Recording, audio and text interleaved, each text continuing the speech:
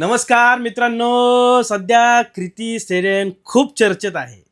खूप चर्चेत आहे आपली कृती सेनन. कृती सेनन आपल्या सगळ्यांना माहीतच असेल ना, आपली लाडकी हिरोईन, हृदयातली हिरोईन, मनातली हिरोईन. हो हो, ती सध्या चर्चेत असण्याचं कारण तिने केलेली नवीन जाहिरात. आता ही जाहिरात कसली आहे? जीवा ज्वेलरीवाली जाहिरात आहे. रक्षाबंधनाच्या निमित्ताने ती जाहिरात केली तिने आणि त्यात ती काय दाखवते? कुत्र्याला राखी बांधते. म्हणजे एका कुत्र्याला राखी बांधली भावाला बांधायच्या आधी.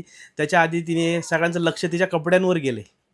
लोकांचं लक्ष तिच्या कपड्यावर गेले. लोकांचं म्हणणं आहे की हिने बिकिनी घातली आहे, नुसतीच ब्रा घालून जाहिरात करते. तिने त्याच्यावर एक्सप्लेनेशन दिलं की बाबा तुम्ही कपडे काय बघताय? स्त्रिया बघा, माणसं बघा, प्रेम बघा. तुम्ही सण बघा, सणावर लक्ष ठेवा. आमचं काय मोठं आहे तो बघा. तुमच्या कपड्यांवर लक्ष का जातंय? तुमचे डोळे तपासून पहा. असं तिचं म्हणणं आहे. असं तिने क्लेरिफिकेशन दिलेलं आहे.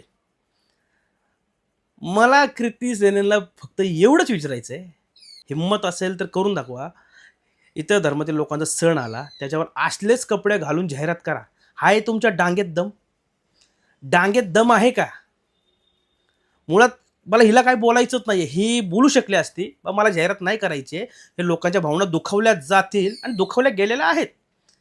त्या जिवा कंपनीवाल्यांची डांग मारली पाहिजे पहिली.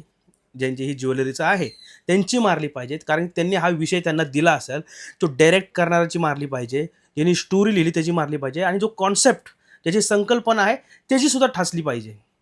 कारण की ह्या लोकांमुळेच तिने ही जाहिरात केली. कारण की ते ॲज अ आर्टिस्ट म्हणून काम केलं आहे तिने. तिला एकटीला बोलण्यात काहीच अर्थ नाही आहे. सगळे जबाबदार आहेत तिथं, सगळे. आता हिला भेटले असतील करोडो रुपये, केली तिने. तिची चूक आहे, पैशासाठी तिने ते काम केलं. तुम्हाला जर अशी हौस आहे ना, असे कपडे घालून काम सण साजरे करायचे, तुम्ही तुमच्या वैयक्तिक घरात करा ना. समाज माध्यमांवर करू नका. घरात करा. सगळे तुम्ही सण साजरा करा. मला काही फरक नाही पडत. पण ज्यावेळेस तुम्ही एखाद्या प्लॅटफॉर्मवर येता, त्यावेळेस असे नाही चालत ना बाई, नाही चालत. ते क्लेरिफिकेशनबद्दल बोलतोय. चूक झाली, सॉरी बोलली असती तरी चाललं असतं, पण तू क्लेरिफिकेशन देत बसली बाई आणि हे चुकीचं आहे.